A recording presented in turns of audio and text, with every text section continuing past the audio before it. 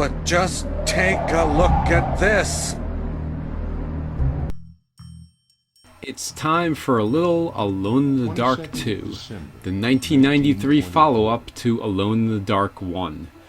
This game gets pooped on a lot for not being Alone in the Dark 1.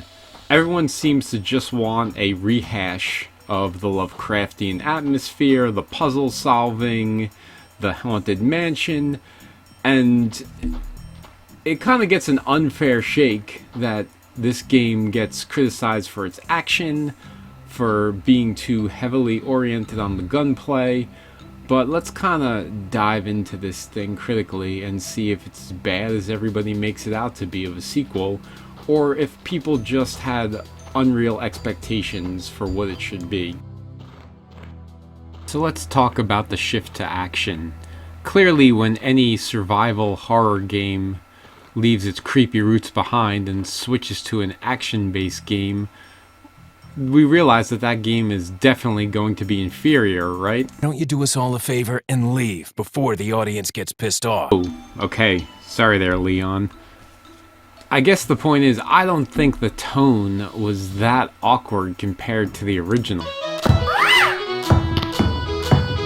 Yeah, about that.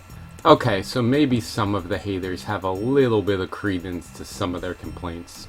This game promised to be creepy like its original. Its intro starts off with Penny Dumb the Clown here strangling this dude, but that all kind of goes up in smoke in favor of a more swashbuckling sort of tale. So let's look at the parts of this game that were super awkward. No, not really. It's not awkward. At least not until you said awkward. Now it's awkward because of what you said. Awkward bit number 1. Every time you're forced to do a section where you play as the damsel in distress, Grace Saunders. Somewhere the writers of Resident Evil 2 were saying, let's do that. To think, if it wasn't for Alone in the Dark 2, we might have been spared a Sherry Birkin section. And the bit that makes you shoot a toy cannon at a pirate with pepper and he sneezes himself to death might be interpreted as not quite tonally Lovecraftian. Weirdly enough, some people found it awkward you could disguise yourself as Santa Claus and beat people to death with a cutting board. I kind of see this as badass. I don't see why this is awkward. Have you ever slapped a man to death with a cutting board in a Santa Claus outfit? I don't think so. Maybe people found blowing up a paper bag so you could pop it so a guy would jump up and get hit with a swinging barrel of rum, a little Three Stooges.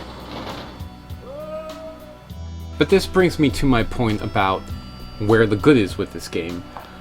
A lot of people haven't taken the time to really experience where all the hidden puzzles are. Many of these enemies have weaknesses, secret ways to kill them, and I think a lot of the YouTubers that complained about this game isn't puzzle-based enough or the combat's too hard never actually got to the point where you can find the ways to kill enemies in a less than combat-y fashion. So let's move on to what makes this game so glorious and memorable. Remember me!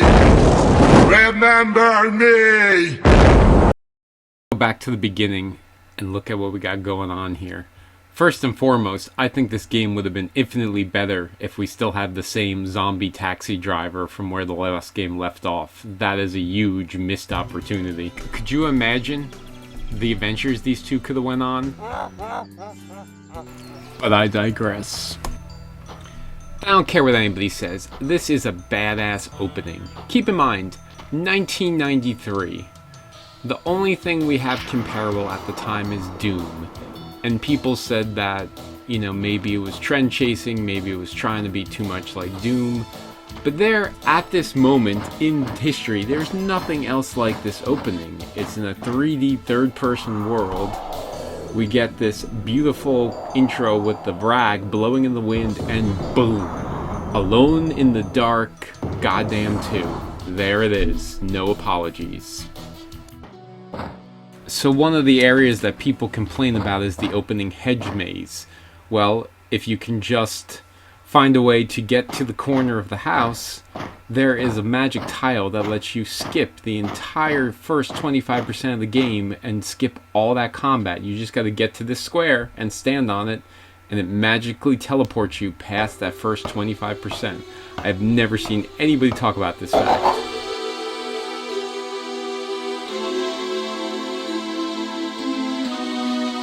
Shortly after you escape the basement, you'll come across a villain called the Music Man.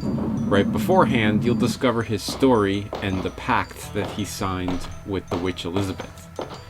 If you rip this pact right in front of him, he instantly dies. You don't have to fire a shot, do a headbutt, swing, nothing. On the same note, if you find this much maligned Santa Claus suit and you put it on before you go upstairs into the house proper, it allows you to sneak past the servants, the chefs, without them raising the alarm and calling in all the big guns. So if you're wearing the Santa Claus suit, one of the chefs makes an offhand remark about wine opening a door. You can use the wine to get this door to open, but if you go one step further and you find the rat poison, you can actually poison all the hired guns behind this door, and they will just simply stagger out and die, again, avoiding the combat that everybody seems to hate. Or take this area. Shortly after you kill the clown, we'll call him Nickeldum. After Nickeldum, walk up to the chimney, enter the fireplace, equip the grenade, and toss it in. This will reduce the room below from 5 guards to 2 guards, making this a much more manageable fight.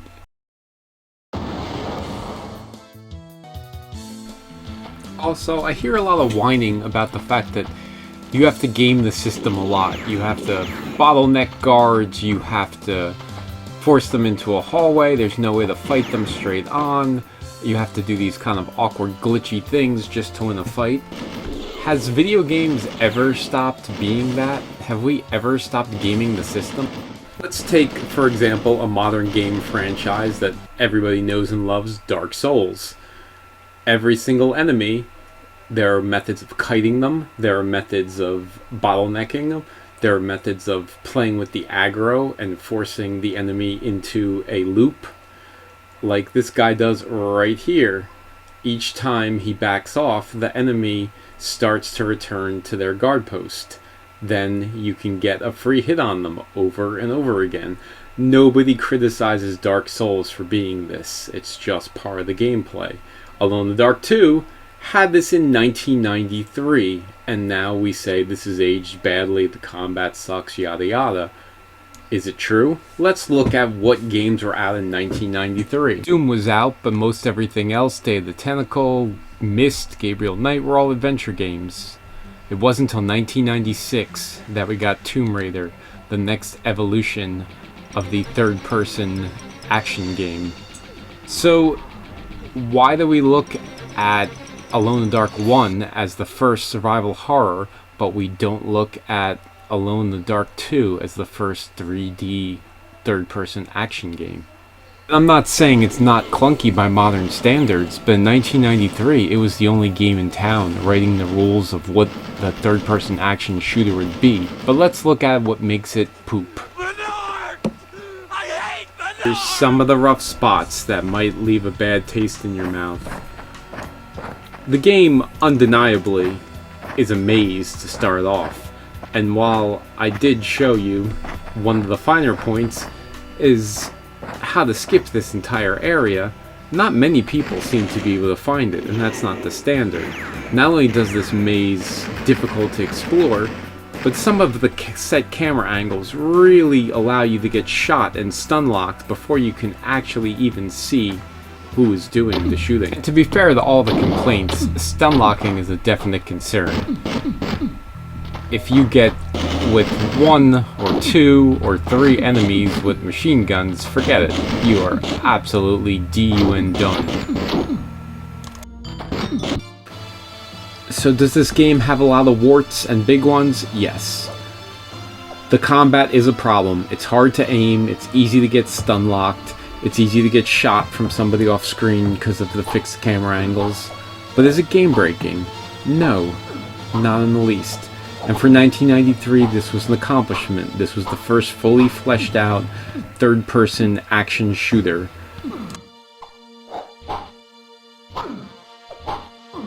Not only that, but the backstory of the villains is probably one of the best little side notes in gaming history. I love the idea of Elizabeth, an abused witch, becoming a voodoo queen and a lover of this band of pirates who become 1920s bootleggers after surviving for 100 years, and they need the soul of a young girl to sacrifice to make themselves immortal for another 100 years. This is fun stuff. There's not a lot of games that have this kind of in-depth backstory, especially not in 1993. Not to mention the best swashbuckling finish since...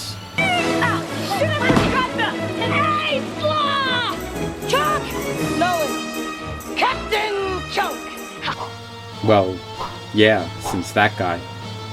So what's the summation here? I do understand why the internet hates this game. It didn't age well. It's not as playable as Resident Evil 1 or Tomb Raider 1. But would either of those games exist if not for this one? It is, in all respects, the first action horror game. Long before Resident Evil 4 would set the course of the Resident Evil franchise and the rest of survival horror on a different path. Long before any of these things could be so influential, this game crawled so the rest of them could walk. Doesn't it deserve respect on that? And nobody seems to highlight it in the way I have. Everybody just looks at the couple things that make it bad. The awkward combat, some of the stun locking, and that's not what this game is about. You can easily get around those. I just think at the end of the day, people wanted the Resident Evil 2 treatment. They wanted a bigger, better version of the Lovecraftian atmosphere that the first game offered. Instead, the game made a hard left turn on its second entry instead of its fourth, and that's why it gets the hate it gets, which is undeserved. Also, this great epic escape at the end, the hero bringing the damsel in distress out of the cave, sailing his way through a cave that's being destroyed. This seems weirdly familiar. Haven't I seen this once again?